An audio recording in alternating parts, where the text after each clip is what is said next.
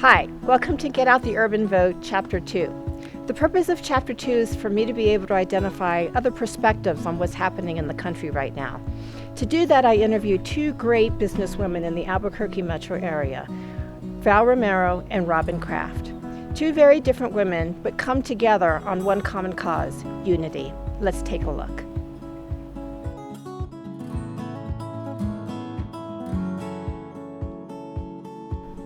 Okay, Val, Robin, tell us something awesome and amazing about yourselves. Oh my goodness. Well, I became an entrepreneur 20 years ago. So this year I'm in 2020, the year of vision 2020. I'm celebrating 20 years as an entrepreneur. God blessed me with the gift of building rapport and connecting people. And so I've used that in the last 20 years, creating Women Make a Difference, which is a community bringing women entrepreneurs and a few men also, and solopreneurs together to connect, build relationships, create collaboration, that kind of thing. Love doing that. That's my heart's work. But I've also been a rep for Legal Shield for almost 22 years, and very proud of that because of what it does for families and small businesses, giving them access, equal access to the justice system. So I like fair and just things, and so I'm bringing out my awesomeness through two things I love. I have successfully, I believe, raised three wonderful boys, young men. Part of their growing up years, I was a single mom and there were some struggles. And despite all of that, I think I've raised three wonderful boys. I also have found my passion in what I do each day for a living. And I am so glad to have found that after quite a few years of looking. That's what I'm proud of. All right, you guys, you know there's a lot of stuff going on in the world right now, especially our country. I want to know from you, what is it that keeps you up at night? What are your biggest concerns right now? Well, there's so many. I don't know that they keep me awake, but probably the biggest concern is our local community and all the businesses that have been forced to close because of the extended shutdown and all the things that are happening with that. Just breaks my heart because I know what it is to be in business, the fortitude, the consistency, the chutzpah and moxie it takes to be in business, and for these business owners to have to close, and all the hateful, judgmental, all that stuff that's going on. I really wish we could have a change in that. And it used to be our opinions were our opinions. You could just state your opinion, and people would just go with that. It's like maybe that's not their opinion, but the hatefulness to mankind and our humanity is hurtful. And I wish I had some magical something that could change all that. It's not going to be the election, in my opinion, changing that. We need a whole world redo of kindness and giving ourselves grace to have our opinions of what we believe in. I'm concerned with how divided I feel we've become as a country, as American people. I feel like people are segregating into certain groups and they're not very tolerant of others like they used to be. And I'm also concerned with the anger I think that I'm seeing in a lot of these groups. Again, it's just a lack of maybe education for what the other people might be thinking. It's just disheartening to see that we're becoming so separate, so segregated and divided. So, Robin, in your opinion, what is it that's dividing us? I think the biggest thing that I'm seeing is political beliefs are causing a huge divide since about 2016. But I also feel that it's gone past just the political side now, and it's just more people not being open and willing to see other people's side of things. And with that, it seems like there's less patience, less tolerance, and more anger. I mean, I think the riots have been a huge example of that. I just think it's unnecessary, but it seems to be happening and continuing to happen, and it seems very heated. and it's not cool. So Val, I hear you about having the need for people to come together. You're a master at doing that. Is it possible to do it cross cultures? And you do it so respectfully. Where did that come from? I think I'm already doing that. I think we can achieve unity through connection. We've got to start somewhere. Once the COVID hit, and I'm thinking, how can I do my events still, because they were all live events? I did a quick pivot to bring everything virtual.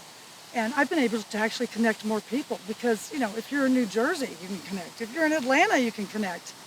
And those voices are going to be different from a different community than ours. And so I think that there's a lot of opportunity to create unity by listening to our colleagues and our peers about what's going on with them, what's happening in their business, and now what's happening at home because they've got children and they're having to homeschool their children. So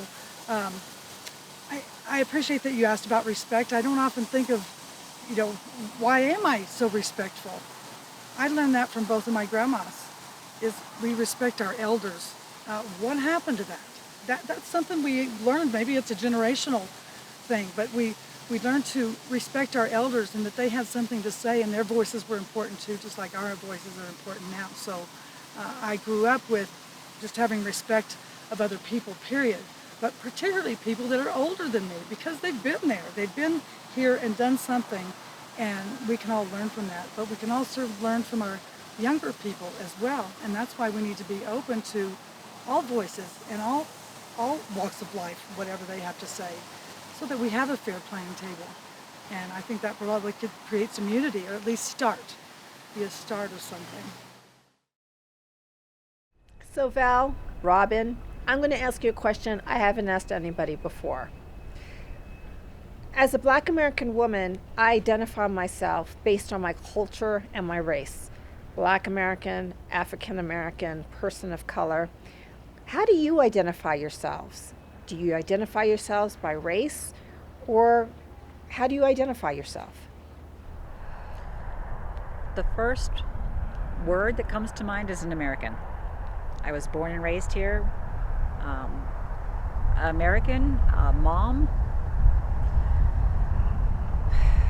a dog walker.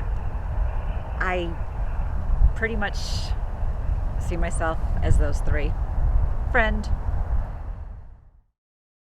First and foremost, I identify as a woman business owner, a mother, a native New Mexican. I'm from New Mexico, and I'm proud to be from New Mexico. We do have some not so great stats, but it feels like we're kind of coming into some of our own. And of course, we're known for our fantastic weather and chili and all that kind of stuff. But I identify as a woman, and a woman in business, because I believe in free enterprise. And so it doesn't really matter what all that is. If you want to be in business, you still have to have that chutzpah, the moxie I mentioned earlier, to do it. And that has nothing to do with race at all, but together we could all do something great together to unify this country. And we could be the start of it, Melanie. We could be the start of something here in our own community.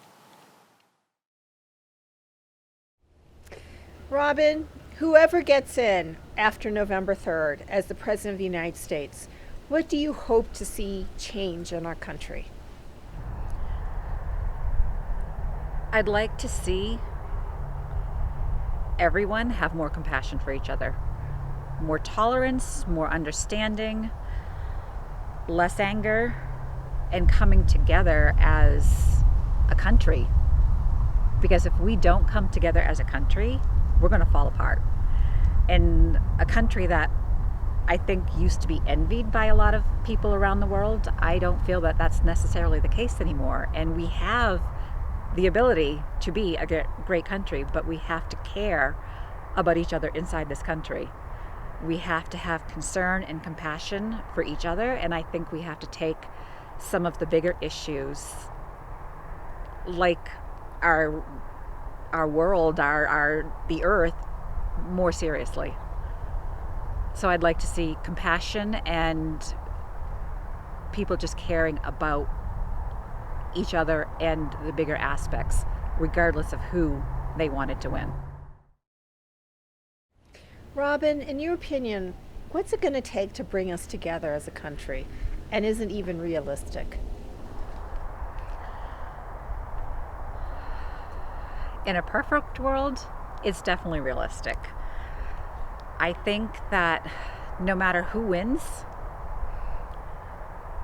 I think that they, being the leader of our country, needs to set the example, and it can go down from there. I think that opposing groups, opposing mindsets, opposing ideas need to be tolerated, need to be discussed openly, need to be... I think that the people in public offices who are in social media, in ads on TVs, I think they need to show compassion for different groups and different opinions, and no belittling each other, no name calling, no ridiculing. I think that will go a long way, because if you've got people in power putting others down, it just makes sense that everyone underneath them is going to do the same. The leaders need to be the example of compassion, concern, wanting to get everyone together. And then I think it will be much easier for people, everyday people, to also do the same. Nelson Mandela was the first black president to rule in South Africa from 1994 to 1999.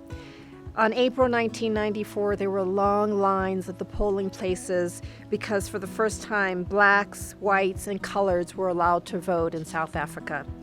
Nelson Mandela was concerned about violence and oppression, but he said on that day that blacks and whites mingled to vote without any hitches. Many people would have expected a great deal of tension, clashes, and violence, but it did not occur.